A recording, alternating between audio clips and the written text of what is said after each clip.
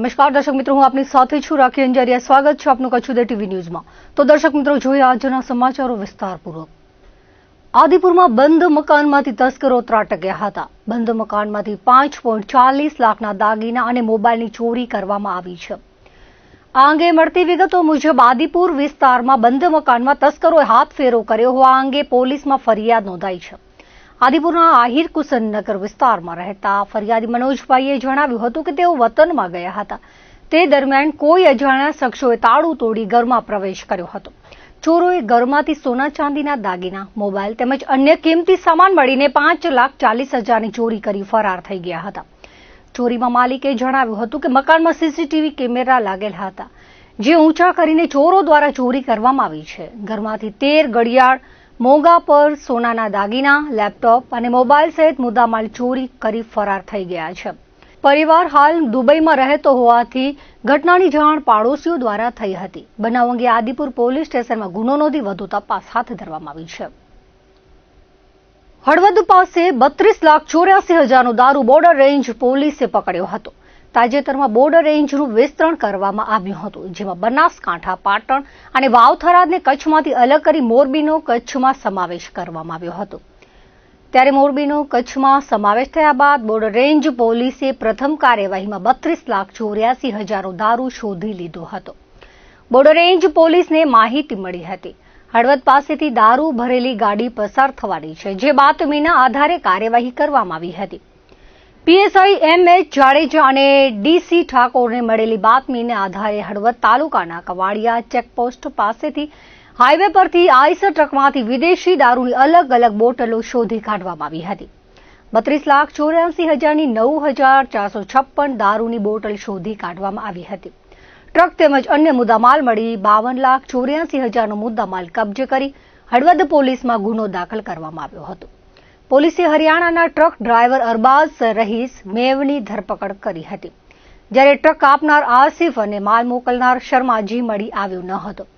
Truck મધ્યપ્રદેશથી Morbi થઈ અન્ય શહેરમાં દારૂ સપ્લાય માટે મોકલવામાં આવી હતી, જ્યાં બાતમીના આધારે કાર્યવાહી કરવામાં આવી હતી.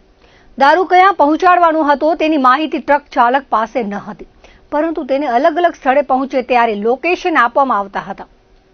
ટ્રક ચાલક પ્રથમ વિરમગામ, બાદમાં માળિયામાં આવેલ પુલ પાસે લોકેશન મોકલાયું હતું. અહીં તે ત્રીજા લોકેશનની રાહ જોતો હતો, ત્યાં પકડાઈ ગયો હતો. આદિપુરના ટાગોર રોડ વિસ્તારમાં એક અનોખી ઘટનાએ સ્થાનિકોમાં ભારે ચકચાર જગાવી હતી. બાવળની ઝાડીઓ તરફથી કોઈ મહિલાના બચાવના અવાજો સંભળાતા લોકો દોડી આવ્યા હતા અને સમગ્ર વિસ્તારમાં ખળભળાટ મચી ગયો હતો.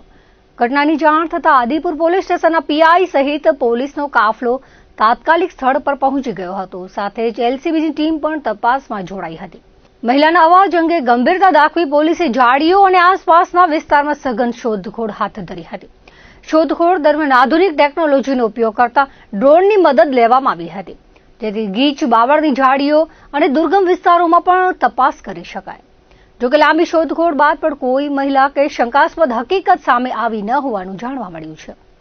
સમગ્ર ઘટનાને લઈ સ્થાનિકોમાં અનેક તર્ક વિતર્ક ચાલી રહ્યા છે. પોલીસે ઘટનાની હકીકત જાણવા વધુ તપાસ હાથ ધરી છે. હાલમાં મહિલાના અવાજ પાછળનું રહસ્ય અકબંધ રહ્યું છે.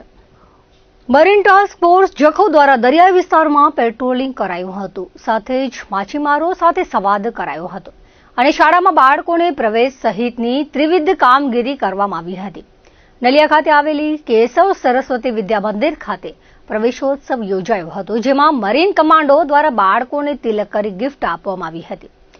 ડીવાયએસપી ચૌધરીએ પ્રસંગને અનુરૂપ વક્તવ્ય આપ્યું હતું.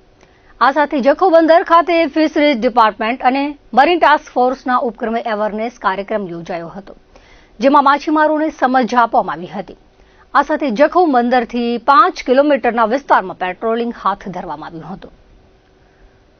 આદિપુરમાં તંત્રનો બુલડોઝર ગેરકાયદેસર દબાણ ઉપર ફરી વળ્યું હતું. સિણાઈ કેનાલ પાસે મદીનાનગર પાછળ સરકારી જમીન પર થયેલા 20 જેટલા કાચા અને પાકા દબાણો દૂર કરવામાં આવ્યા હતા. મામલતદારની નોટિસ આપવામાં આવી હતી, જે બાદ શનિવારે હાથ ધરાયેલી કાર્યવાહીમાં પોલીસ બંદોબસ્ત સાથે કામગીરી કરાઈ હતી. સ્થળ પર મામલતદાર જાવેદભાઈ સિંધી, આદિપુર પીઆઈ એમસી વાળા, મહિલા પોલીસ સ્ટેશનના પીઆઈ વીઆર પ્રજાપતિ સહિત 68થી વધુ પોલીસ અધિકારીઓ અને કર્મચારીઓ હાજર રહ્યા હતા. કાર્યવાહીમાં વધુ એક ચોંકાવનારી બાબત પણ સામે આવી છે. ગેરકાયદેસર રીતે પ્લોટિંગ કરાયેલા કેટલાક પ્લોટ એકથી વધુ લોકોને વેચવામાં આવ્યા હતા. એટલું જ નહીં, આવા પ્લોટોમાં પાણી અને વીજળીના કનેક્શન પણ મળી ગયા હતા. હાલ સમગ્ર કાર્યવાહી બાદ વિસ્તારમાં ભારે ચર્ચા જાગી છે. તંત્રની આગળની કાર્યવાહી પર સૌની નજર મંડાઈ છે. ભુજમાં કલેક્ટર કચેરી ખાતે સંકલન સમિતિની બેઠક યોજવામાં આવી હતી. સામાન્ય રીતે કલેક્ટરની અધ્યક્ષતામાં બેઠક યોજાતી હોય છે, પરંતુ કલેક્ટરની અનુપસ્થિતિમાં અધિક કલેક્ટર પાર્થ કોરડિયાના અધ્યક્ષ સ્થાને બેઠક મળી હતી. ભુજ અને અબડાસાના ધારાસભ્ય તેમજ જિલ્લા પંચાયતના પ્રમુખ પ્રભાબેન હુણે પ્રજાના પ્રશ્નો રજૂ કર્યા હતા. અબડાસાના ધારાસભ્યએ એક સાથે 23 પ્રશ્નોનો મારો ચલાવ્યો હતો. મોટાભાગના પ્રશ્નો એવા છે કે તેઓએ ગત સંકલનમાં પણ આ મુદ્દો ઉઠાવ્યો હતો, પરંતુ નિંભર તંત્ર ધારાસભ્યના પ્રશ્નોને ન સાંભળતું હોય તો સામાન્ય અરજદારોની હાલત શું થતી હશે તે અનુભવી શકાય તેમ છે. આ સિવાય ભુજના ધારાસભ્ય કેશુભાઈ પટેલે શહેર અને તાલુકાના વિસ્તારમાં રસ્તાના કામો, પાણી, વીજળી, સિંચાઈ સહિતના પ્રશ્નો રજૂ કર્યા હતા. અબડાસાના ધારાસભ્ય પ્રદ્યુમનસિંહ જાડેજાએ અગાઉથી જ સંકલનના પ્રશ્નો બાબતે કલેક્ટરનું લેખિતમાં ધ્યાન દોર્યું હતું. ખાસ કરીને તેમણે નખત્રાણામાં ટાઉન હોલની કામગીરી ક્યારે પૂરી થશે, દયાપર કોલેજનું ખાતમુહૂર્ત થયું છે, પરંતુ કામ હજુ સુધી શરૂ થયું નથી. નખત્રાણામાં જામરી અને તલ અને લૈયારી ડેમની કામગીરી વિલંબમાં કેમ છે? મોટા ધાવડા ગામમાં નમૂના નંબર 6 ની હકપત્રકની બુકો ગુમ છે. અગાઉ જિલ્લા સંકલનમાં પ્રશ્ન પૂછ્યો હતો, મામલતદારે રજૂઆત કરી છે, છતાં કોઈ કામગીરી થઈ નથી. કાર્યવાહી કરવા માંગો છો કે નહીં તેવો સ્પષ્ટ સવાલ તંત્રને પૂછી લીધો હતો. આ ઉપરાંત નખત્રાણા બાયપાસ 3 વર્ષ પહેલા મંજૂર થઈ ગયો છે. મુખ્યમંત્રીએ ખાતમુહૂર્ત કર્યું છે, છતાં કામ શરૂ થયું નથી. અત્રે યાદ અપાવી દઈએ કે ગુજરાતના માર્ગ અને મકાન વિભાગનો સ્વતંત્ર હવાલો પણ ખુદ મુખ્યમંત્રી પાસે છે. આ સિવાય ગજણસર ગામનું રેવન્યુ રેકર્ડ લૂંટબાય પંચાયતમાંથી રદ કરી અમારા ગ્રામ પંચાયતમાં દાખલ કરવા બાબતે પણ કોઈ કામગીરી થઈ નથી. ભુજમાં બહુમાળી ભવન પાસે રજીસ્ટર્ડ કચેરીની રેકર્ડ શાખામાં ચાલુ દિવસોમાં પણ 2 કલાક માટે ચોથા વર્ગના એક કર્મચારી હાજર રહે છે. અપૂરતા સમય અને સ્ટાફના કારણે દૂર દૂરથી આવતા લોકોને સમયસર રેકર્ડ મળતો નથી. ના છૂટકે તેઓને ભુજમાં રોકાવું પડે છે, સમય બગડે છે, ખર્ચ થાય છે અને લાભ મળતો નથી. ખરેખર અહીં સ્ટાફ મૂકો, તેમજ આવી જ હાલત કલેક્ટર કચેરીની દફતર અને રેકર્ડ શાખાની છે. તો નખત્રાણામાં લીફરી ફાટકથી નવાવાસ રવાપર લક્ષ્મીપર રોડ નવો બની ગયો છે, જે રોડ વર્ષોથી ડામર રોડ ચાલુ છે, પણ કોઈ ખેડૂત ચાલવા દેતા નથી. હકીકતમાં રોડ ખેડૂતની માલિકીની જમીનમાંથી પસાર થાય છે. જો પસાર થતો હોય તો વળતર ચૂકવ્યું છે કે નહીં? આ સિવાય ગામડાઓમાં રમતગમતના મેદાને મંજૂરી, અબડાસાના કેટલા ખેડૂતોના કનેક્શન બાકી છે. વાયર ગામે લીંબારા ડેમ આધારિત પાણી પુરવઠા યોજનાની પ્રગતિ. નખત્રાણાના અમુક તલાટીઓ લગ્ન નોંધણીના પ્રમાણપત્રમાં ગોળ સિક્કા મારતા નથી. અબડાસાના ખુવડા ગામે ખેતીવાડીના 40 વર્ષ જૂના વીજ વાયરો ન બદલાતા રોજ ફોલ્ટના કારણે ખેડૂતોનો પાક બગડે છે. જૂના ડેમ તળાવોના સુધારણા માટે દરખાસ્ત મોકલવામાં આવી. અબડાદાદા સ્થાનક રામ મંદિર, રામવાડા, યક્ષદેવ મંદિરના જીર્ણોદ્વારની કામગીરી, 5 લાખથી ઉપરના ગ્રાન્ટના કૂવા બનાવવા અને ગટર લાઇન માટે અમલીકરણની જવાબદારી કયા વિભાગની છે? ભુજ નખત્રાણા 4 લેનની કામગીરી અટકેલી છે. હાલમાં રિસરફેસિંગ કરાયું, પરંતુ દેવપરથી નખત્રાણા સુધીનો 10 કિલોમીટરનો રોડ કેમ અધૂરો મૂકી દેવાયો? જાલુ ગામની જમીન બાબતે હાઈકોર્ટ દ્વારા ઓરલ ઓર્ડર અપાયો છે, ત્યારે વન વિભાગે શું કામગીરી કરી તેનો અહેવાલ માંગ્યો હતો. ધારાસભ્ય કેશુભાઈ પટેલે પણ પ્રજાલક્ષી મુદ્દા ઉઠાવ્યા હતા. જિલ્લા પંચાયતના પ્રમુખ પ્રભાબેન હુણ માટે આ પ્રથમ સંકલનની બેઠક હતી.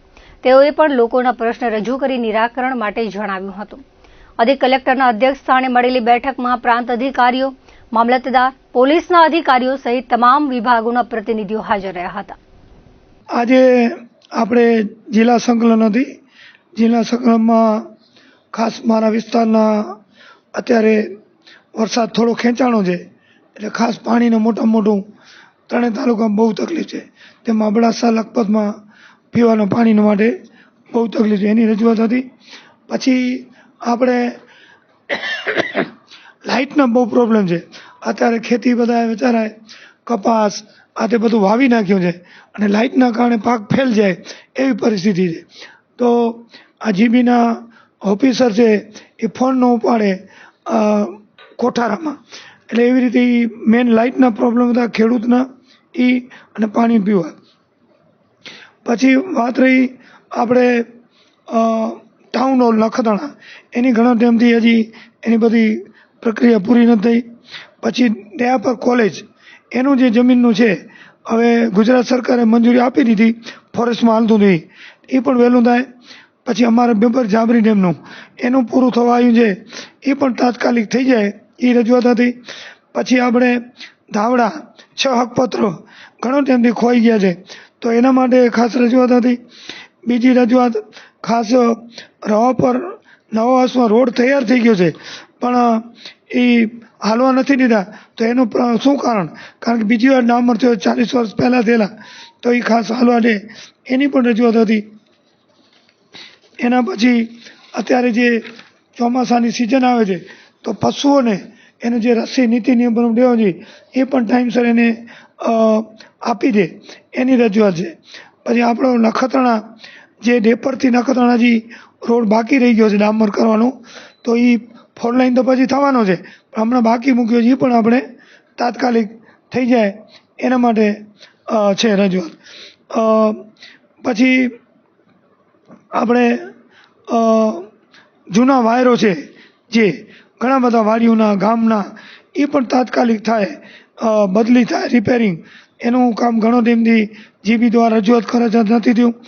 પછી આપણે જે જખપંક્તિનો મેળા થાય છે એનું મંદિરનું જે આપણે સરકાર લીધું છે તો એનું ક્યાં પહોંચી રજૂઆત. પછી રામપર અબડા દાદાનું મંદિર એના માટે જે રજૂઆત છે એ ક્યાં પહોંચ્યું. એટલે આ બધા પિંગલેસરનું હતું, આ બધા ખાસ રજૂઆતો આજે. પછી મુખ્ય અત્યારે જે નિશાળો બધી ચાલુ થઈ ગયું, તો જે બસો રૂટિન પ્રમાણે ચાલુ હતી એ આ દીકરા દીકરીઓ બધી જાતી હોય તો એ ક્યાંય બસ બંધ ન રહેવી જોઈએ, અત્યારે જલ્દી શરૂ થઈ જાય એ રજૂઆત છે. પછી વાત રહી ટ્રેન રાહત ભાવે, એ અમને આપે તો અમારા અબડાસા વિસ્તારના દાતાઓ ઘણા છે ઘાસ માટે, તો એ ઘાસ માટે રાહત ભાવે ટ્રેન આપે ભાડામાં, તો એ દાતાઓ ઘાસ પોતાના ખર્ચે લઈ આવે એમ છે. તો આ બધી આજે ખાસ સંકલનમાં આ બધા મુદ્દા હતા અને આજે રજૂઆત કરી છે.